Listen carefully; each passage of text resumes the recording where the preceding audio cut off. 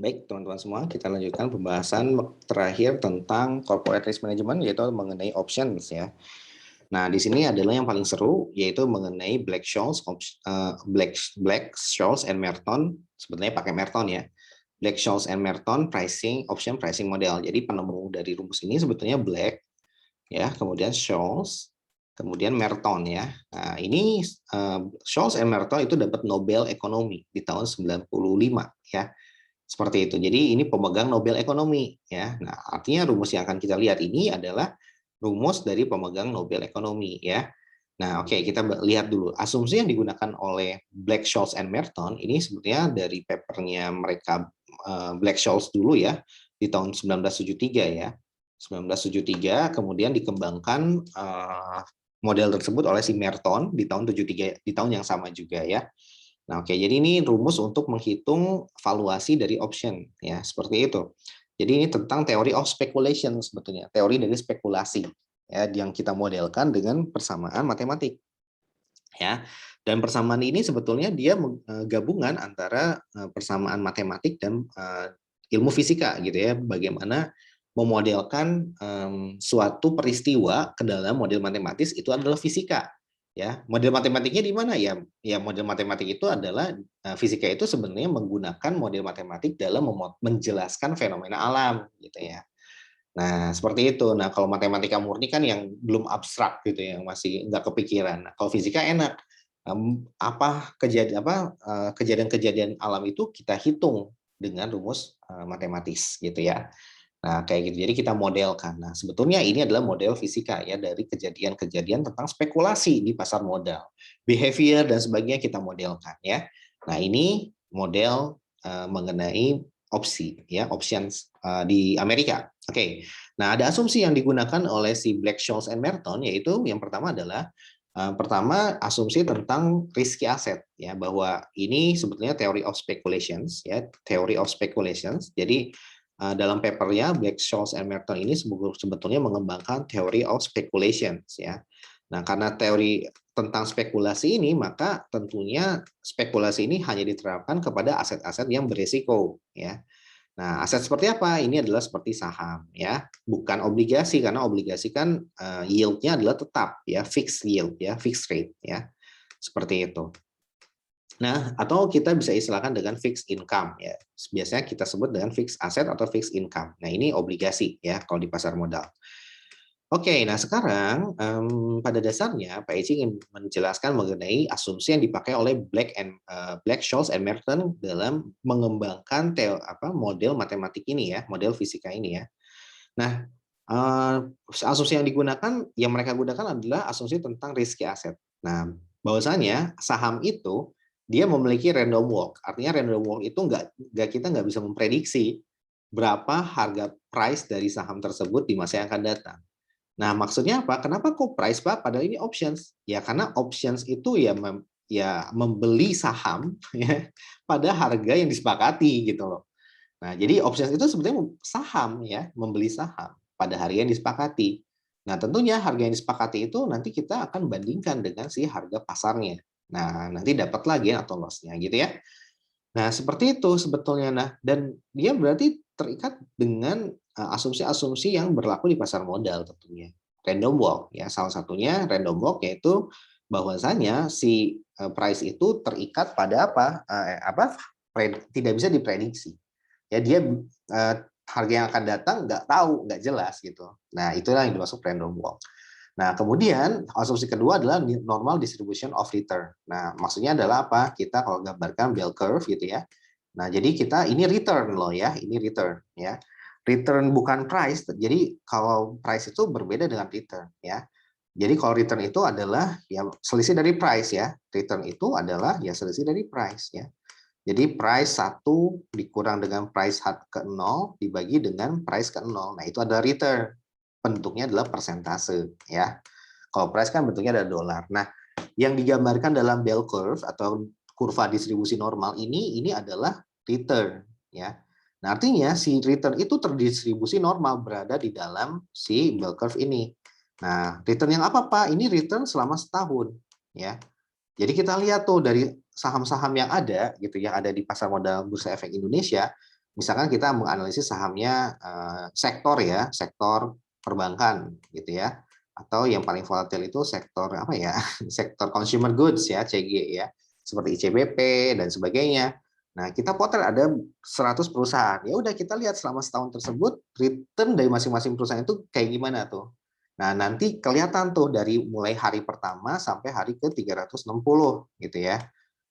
Berapa sih? 20 hari dalam seminggu ya, ke 300 ya berarti ya. 300 hari dalam setahun. Ya, ini 3 hari yang digunakan dalam pasar modal ya. Nah, kita lihat berarti ada 300 price. Nah, 300 price kita lihat returnnya berapa? Ya, tinggal N-1 ya, 259 return. 259 return. Nah, nanti kita petakan gitu ya, kita bikin grafik tabelnya. Nanti dari situ kita bikin histogramnya. Nah, histogramnya itulah kita proyeksikan ke kurva distribusi normal atau kita sebut bell curve. Nah, artinya returnnya jangan sampai keluar dari kurva ini. Kalau ada return yang keluar dari kurva ini, maka yaitu yang kita sebut sebagai outlier, ya seperti itu. Nah, yang dinamakan normal distribution of return itu adalah apa? Seberapa besar kemungkinan dari apa? Dari si harga saham atau return tersebut, bukan harga saham ya, tapi dari return tersebut untuk berada di dalam kurva distribusi ini. Berapa persen probability-nya? Nah, itu yang kita nanti akan ukur ya. Berapa persen probability itu yang akan kita ukur ya. Seperti itu ya. Nah, kemudian asumsinya ketiga adalah tidak ada dividen. Nah, ini yang paling penting ya, bahwasanya tidak boleh kita asumsikan untuk Black-Scholes ini ya, BS ini tidak ada dividen ya. Nanti Merton itu mengembangkan yang ada dividennya, itu Black-Scholes Merton ya, BSM ya. Ini mengembangkan dengan memasukkan dividen. Nah, seperti jadi kalau kita berbicara tentang fungsi Black-Scholes yang ini adalah fungsi yang tanpa dividen ya. Model yang tanpa dividen. Nah, nanti kalau yang model dengan dividen Black-Scholes Merton ada tambahan M di belakangnya atau kita kenal dengan istilah Greek formula ya, Greek gitu ya, Greek. Nah, ini lebih ribet lagi, nanti lebih panjang lagi cara pengerjaannya. Nah, yang akan kita bahas hanyalah yang Black-Scholes saja ya, yang tanpa dividen. Oke. Nah, sekarang jadi asumsinya ini wajib dipenuhi ya. Ini diasumsikan tidak memiliki dividen ya, saham-saham yang jadi dalam satu sektor tersebut kita pilihin gitu ya. Ada dividen atau enggak ya, perusahaan-perusahaan mana aja yang tidak memberikan dividen ya. Nah, itulah yang nanti bisa diukur dengan si model matematik ini. Ya, kalau ternyata ada perusahaannya memiliki dividen, maka nggak bisa menggunakan model ini. Ya, nah seperti itu. Nah, kemudian dari sini barulah kita lihat ya. Asumsi yang kedua adalah tentang riskless asset. Nah, ini maksudnya riskless itu ini tentang government bond ya, government bond. Ya, government bond-nya maka di sini harus konstan return-nya, risk free rate-nya itu harus konstan. Artinya return dari government bond itu harus konstan. Kita asumsikan konstan ya. Seperti itu ya. Jadi misalkan return-nya 1 ya 1% semua gitu ya. Nah, kayak gitu. Nah, kemudian yang ketiga asumsi terkait options. Nah, ini menggunakan European style. Nah, kita tahu ya, saya sudah jelaskan di video sebelumnya bahwa apa sih yang dimaksud dengan European style. European style itu adalah apa? European style itu misalkan opsinya itu jatuh temponya 90 hari. Maka di hari ke-90, ya, hari ke-90 dia harus dieksekusi. Ya, bukan enggak harus sih, boleh dieksekusi, boleh iya, boleh enggak ya.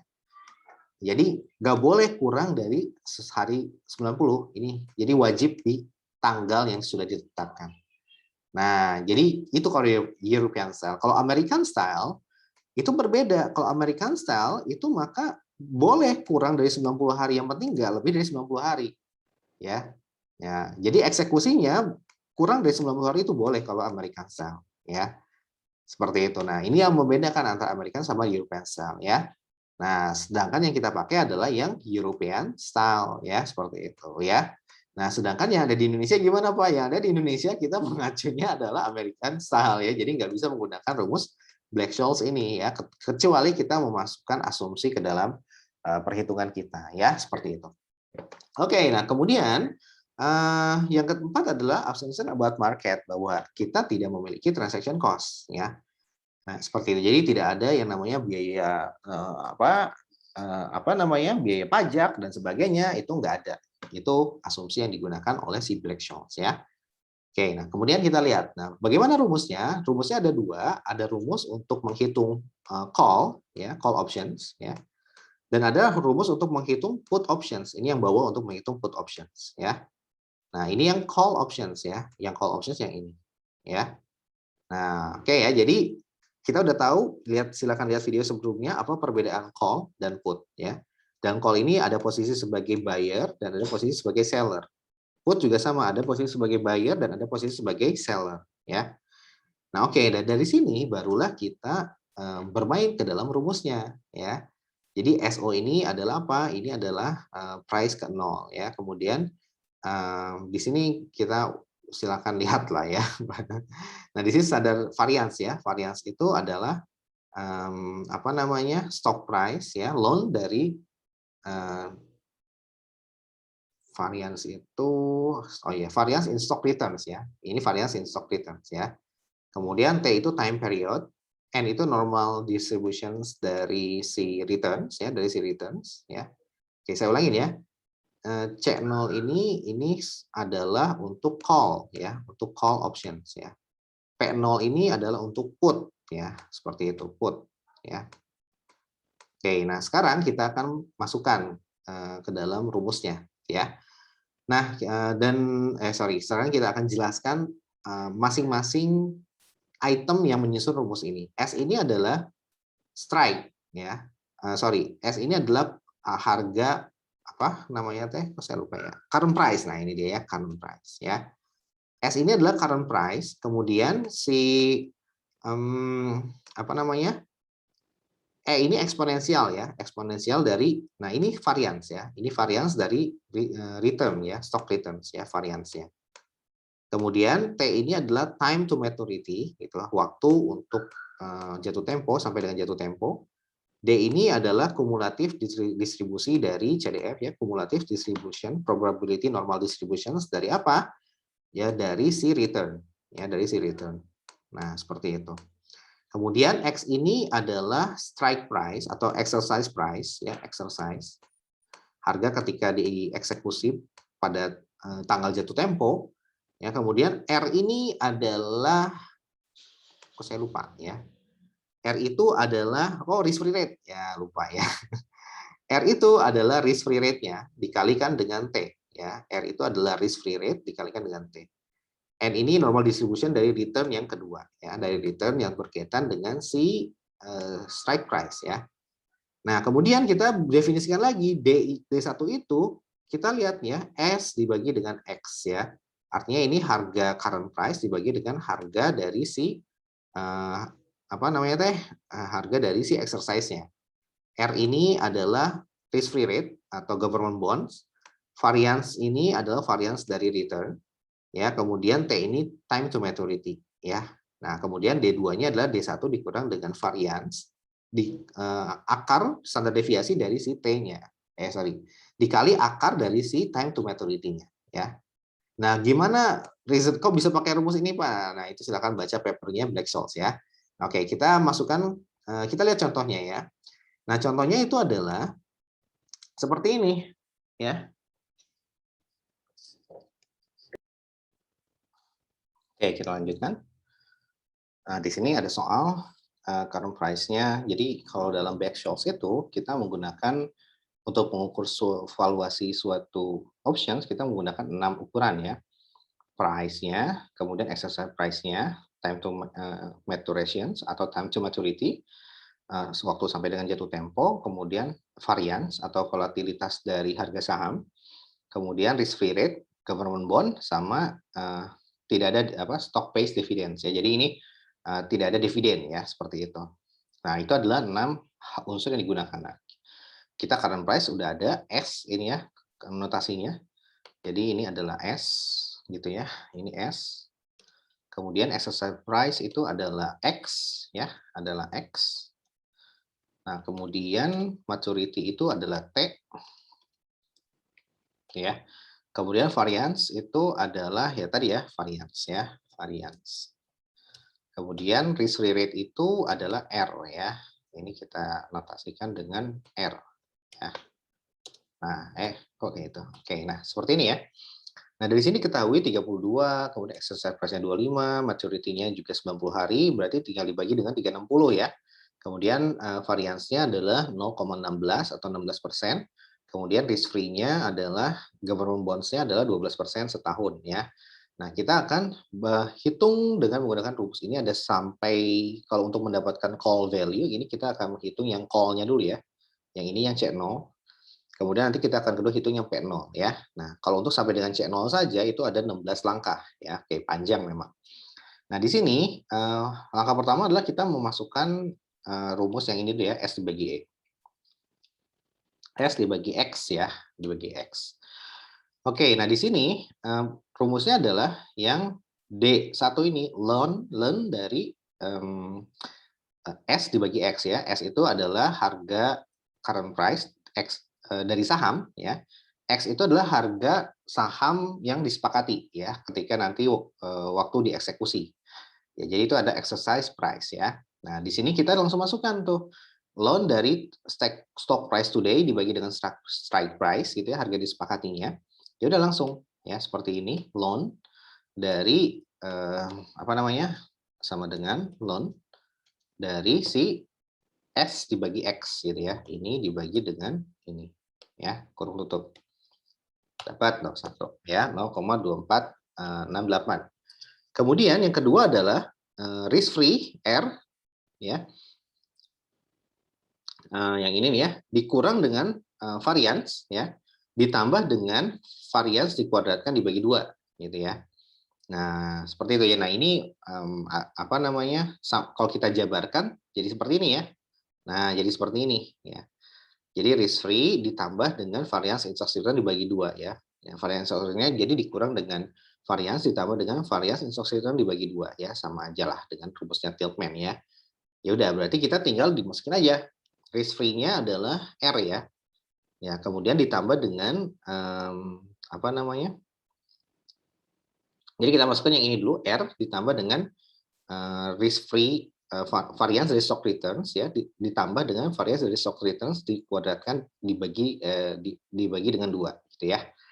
Oke, nah kemudian kita hitung dulu aja. Oke. Oke, kita lanjutkan sedikit saya perbaiki rumusnya ya. Oke, kalau ini saya rumus ambil dari papernya Black-Scholes tahun 1973 ya. Jadi tidak dari Tiltman, saya modifikasi ini langsung dari Black-Scholes-nya ya, papernya Black-Scholes-nya. Oke, nah kita lanjutkan. Di sini kita udah tahu, udah hitung ya yang atas ya. Tadi loan S dibagi S, X ya, S itu adalah current price, X itu adalah exercise price ya. Nah, sekarang kita hitung yang ini nih ya, yang risk free dikurang dengan variance ya. Oke, kita hitung. Berarti di sini sama dengan risk free ya, risk free-nya adalah 12% ya, dikurang dengan variance dari stock return ya. Variance dari stock returns yang ini 16% ditambah dengan variance dari stock returns dibagi 2 ya. In 0,16 dibagi dengan 2. Nah, gitu kan ya. Jadi ini dikurang dengan apa namanya? Variance ditambah dengan variance dari stock return dibagi 2 ya. Oke, nah dikuadratkan dulu, maaf. Ini belum dikuadratkan ya. Oke, nah ini saya kuadratkan dulu, ini kuadratkan ya. Kalau kayak gitu nanti malah jadi jelek. Harus dalam kurung lagi ya, kuadratkan. Kemudian dibagi 2 ya, seperti itu. Jadi variance R ya, risk free dikurang dengan variance ya. Variance-nya yang ini, variance dari stock return 0,16 ditambah variance dikuadratkan dulu ya. Variance dari stock return 0,16 dikuadratkan baru dibagi 2 ya. Hasilnya adalah minus sekian. Oke, nah ini agak sedikit berbeda dibandingkan dengan rumusnya Tiltman ya. Karena kalau rumusnya Tiltman tidak seperti ini, kalau yang ini yang saya ambil dari papernya Black-Scholes langsung ya. Oke, nah Ya udah, berarti tinggal kita masukkan aja. Nah, barulah nanti kita kalikan yang lain kedua dikali dengan T, gitu ya. Nah, sip lah ya, sip. Tinggal dikali dengan T ya. Oke, kita atur jadi 4 angka aja ya di belakang koma ya, biar nggak kebanyakan. Nah, seperti ini ya. Kemudian di sini tinggal dikalikan dengan T, berarti yang line 2 dikali dengan T. T-nya berapa? Time to maturity-nya adalah 0,25. Ya, seperti ini. Hasilnya adalah minus 0,0068 ya. Nah, baru kita apa namanya? Numeratornya ya, line 1 ya ditambah dengan line 3 ya, seperti ini. Numeratornya itu yang atas ya, line 1 yang ini ditambah dengan line 3 ya. Yang ini ya, ln X dibagi X ditambah dengan yang tadi udah kita hitung ya, line 3. Nah, udah tinggal kita tambahkan ya, sama dengan ya, kalau kita mau gini tambah dengan ini ya. Ya, ini ya kita hapus dulu deh. Kemudian baru yang kedua yang dibagi dengan apa? Dibagi dengan akar dari varians dikali dengan dibagi dengan varians dikali akar dari time to maturity ya. Oke, kita berarti cari dulu tuh varians ya dikali apa namanya? Oh, ini agak sedikit kesalahan ya. Jadi varians dikali dengan akar dari time to maturity ya. Jadi ini dari square, langsung aja deh.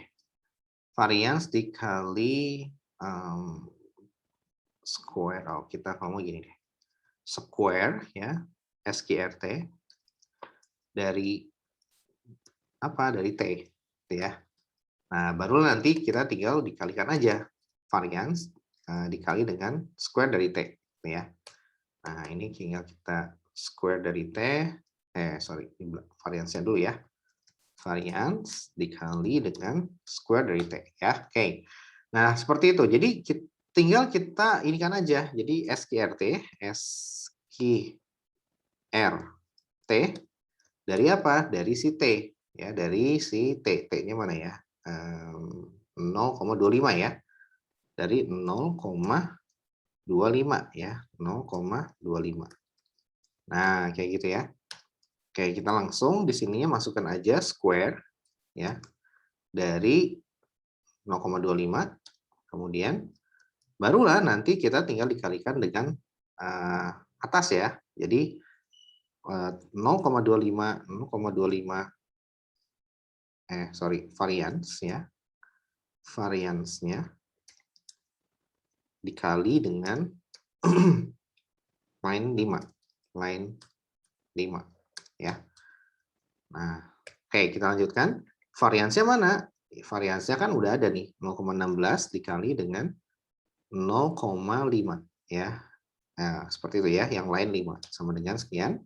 Nah, barulah D1-nya adalah tinggal dibagi aja ya, line 4 dibagi line 6 ya. Line 4 ini yang numeratornya dibagi dengan yang bawah ya, 0,8 sama dengan ini dibagi dengan yang bawah. Ya, 3,008 ya, seperti itu. Nah, oke. Oke, kita lanjutkan.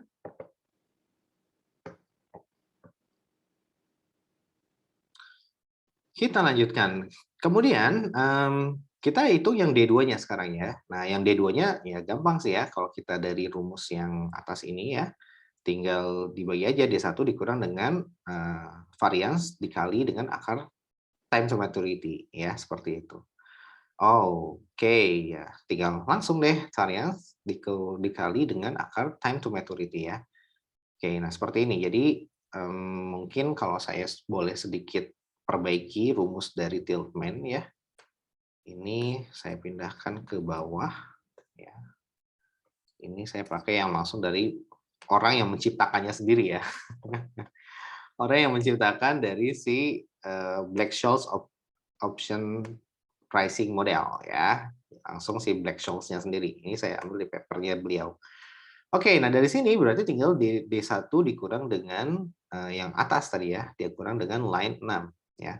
Oke, nah dari sini kita udah langsung dapat sih sebetulnya ya, varians dikali T-nya itu udah ada di line berapa tadi? Line dari varians dikali square T ya, line 6. Ya, ini ada di line 6 ya, sama dengan yang ini.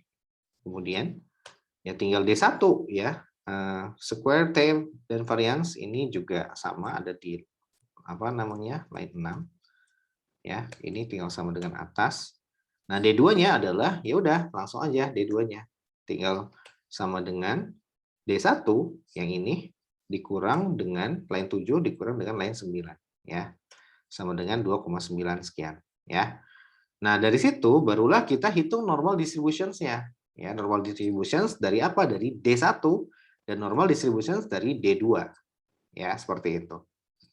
Nah, jadi kita tinggal masukkan aja ke rumusnya ini. Ya, kita coba copy lagi ke bawah ya biar gampang ya. Oke. Nah, ini ya. Nah, kita akan masukkan yang normal distributions-nya dulu ya, seperti ini. Oke, ini saya coba ubah. Saya hapus, ini juga saya hapus. Nah, ini saya masukkan ya. Kita coba crop dulu dikit ya. Oke. Oke deh jadi. Nah, ini dia rumus yang saya ambil dari papernya Black-Scholes tahun 73 ya.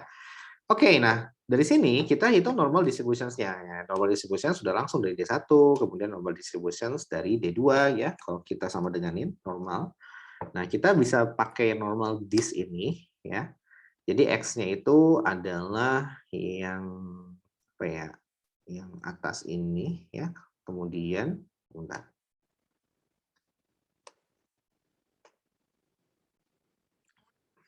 Oke, jadi ada beberapa macam rumus ya di sini ya.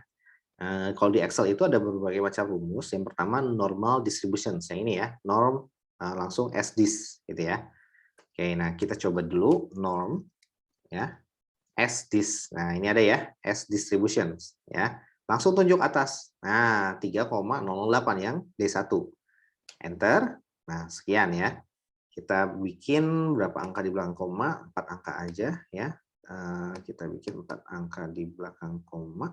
Oke, 9987. Nah, kalau yang ini juga bisa memakai fungsi yang lain gitu ya, norm, kemudian titik dis gitu ya. Nah, kalau kayak gini ada X, X-nya itu yang atas ya. Min, nah minnya kita isi 0. Standar deviasi kita isi 1. Kumulatif ya kita isi yang true ya. Kumulatif itu true ya. Oke, kita tinggal masukkan tuh, kita lihat sama nggak? Nah, ya. Nah, sama kan? Nah, kemudian cara kedua, yang ketiga adalah sama juga nih, norm. Kemudian di sini ada S norm titik S titik dis gitu ya. Nah, kalau ini langsung Z kumulatif. Ya, langsung kita Z-nya itu adalah D1 ya. Koma apa? True ya. Kalau true itu berarti kumulatif ya. Nah, tinggal enter. Nah, kita lihat juga pasti hasilnya juga sama ya. Jadi ada berbagai macam cara, ada 3 cara untuk menghitung normal distributions dari Excel ya. Bisa norms as this langsung disatukan atau pakai norm titik dist gitu ya. Ada yang ketiga adalah norm titik s titik dist ya. Nah, silakan pakai aja yang kira-kira mudah ya. Yang ini juga sama, ini tinggal kalau yang gampang sih langsung aja norm as this ya. Norm this. Oke, norm as this. Oke, langsung z-nya adalah 3 ya. Nah, kayak gini ya. Oke, yang D2 ya, maaf. Oke, nah di sini kita ubah ke yang D2 ya. D2-nya mana? Nah, ini dia. Sama dengan 0,9983 ya. Nah, dari situ kita udah dapat tuh ya untuk D2 apa namanya norm distribution dari D1 sama D2 untuk return D1 dan return D2 itu adalah sekian ya. Nah, dari situ kita masukkan ke fungsi yang finalnya. Fungsi finalnya C0 ini ya. Jadi S0 atau harga current price dikali dengan eksponensial ya. Eksponensial dari minus. Minus apa? Minus variance dikali dengan time to maturity. Baru dikali dengan normal distribution yang udah kita hitung yang di atas ini ya. Nah, baru dikurang dengan apa? Dikurang dengan yang X ya. X yaitu yang exercise price ya, dikali eksponensial lagi ya, dipangkatin minus dari R kalau ini. Kalau yang harga current price itu dikali variance dari return. Kalau yang harga exercise itu bukan variance tapi dari si risk free rate ya. Nah, barulah dikali dengan normal distribution dari D2 ya, seperti itu. Nah, kita masukin aja langsung ini ya. Oke, jadi kita langsung aja S dikali dengan eksponensial dari apa nih? eksponensial dari varians ya, dari varians dikali dengan T ya. Oke, nah kita akan coba masukkan. Oke, kita lanjutkan lagi. Ini saya perbaiki dulu rumusnya tadi ya. Nah, ini saya jadikan 4 angka aja di belakang koma. Nah, sip. Oke, jadi di sini saya ubah lagi ya, rumusnya saya perbaiki.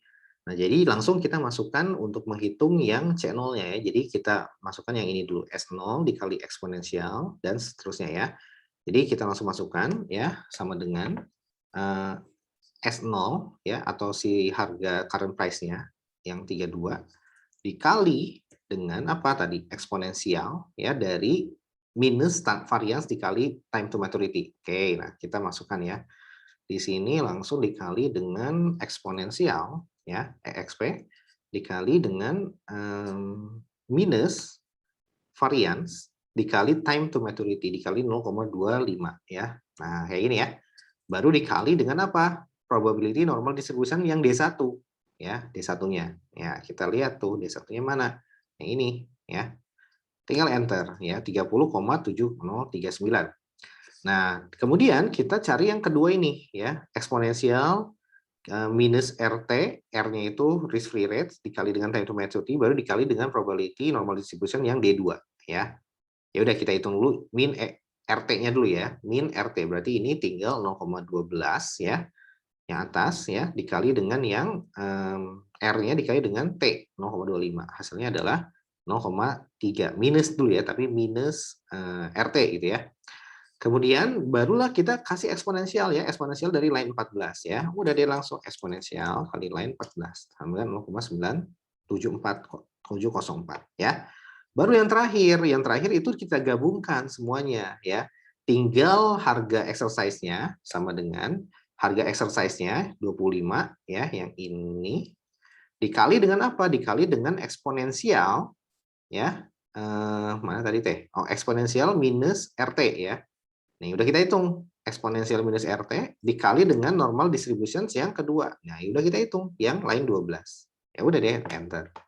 Hasilnya sekian ya. Nah, sehingga call value-nya adalah ya tinggal dikurang ya. 30 dikurang dengan 24 sama dengan 6,48. Nah, ini kalau kita menggunakan rumus dari mana? Dari Black-Scholes-nya langsung 1973. Sedikit, bukan sedikit, banyak berbeda ya. Berbeda sekali dengan rumus yang dijelaskan di buku Tiltman. Ya, dan saya koreksi ya, saya lebih cenderung menggunakan yang rumusnya langsung ya, karena dari berbagai referensi pun ini yang lebih valid ya, yang dari Black-Scholes-nya itu yang lebih valid dibandingkan dari yang di Tiltman. Oke, nah kemudian itu cara mengukur call value. Nah, kalau cara mengukur put value-nya gimana? Kalau cara mengukur put value tinggal masukkan rumus ini. P0-nya ya, X-nya kita balik ya. Jadi X-nya itu adalah harga exercise-nya dikali dengan eksponensial dari minus RT, masih sama nih kayak atas gitu ya. Masih sama. Nah, ini hanya saja dikali berapa? Dikali 1 minus N normal distributions dari D2 ya, seperti itu. Nah, jadi 1 min N. Kalau yang atas itu kan dikali N, yang di bawah itu dikali 1 min N. Gitu ya. Baru nanti dikurang apa? Dikurang yang ini, yang S0 ini ya. Dikali dengan eksponensial pangkat varian sekali time to maturity dikali 1 min ND1. Nah, gitu ya. Nah, ini pun diperoleh dari papernya si Black-Scholes ya. Kalau kita masukkan ya udah tinggal kita hitung aja. Seperti ini. Jadi kita hitung dulu langsung eksponensial ya. Untuk yang pertama ini ya, kita hitung dulu eksponensial X-nya dulu ya, berarti yang 25 ya dikali dengan eksponensial ya minus R kali T ya, R-nya itu risk free rate ya. Risk free rate-nya 12% dikali dengan T, T-nya 0,25 ya. Nah, baru dikali lagi dengan si 1 min ND2 ya. Nah, ini kita kurung buka 1 min normal distribution yang kedua ya. Yang kedua itu yang ini ya. Nah, 1 min ND2. Ya udah tinggal enter 0, sekian. Nah, baru kita masukkan yang fungsi yang kedua ini ya, S0 dan seterusnya. Satu persatu dulu. Eksponensial kali minus dari varian sekali T gitu ya. Nah, ini udah dapat nih minus apa namanya, dikali dengan line 8 ya. Kita udah hitung nih minus R dikali T ya yang ini.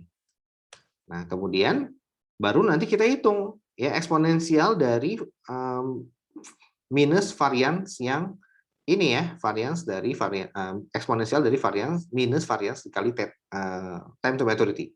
Ya, sama dengan eksponensial dari yang atas ya. Eksponensial dari yang ini. Nah, kayak gitu ya. Oke, nah kemudian hasilnya sekian. Nah, baru kita masukkan S dikali dengan seterusnya ya. Ya udah tinggal kita masukkan S, berarti S-nya itu adalah yang mana nih? Yang current price ya. Current price dikali dengan udah kita cari nih eksponensial dari variance dikali dengan apa? Dikali dengan 1 minus distribusi pertama ya, yang atas ini.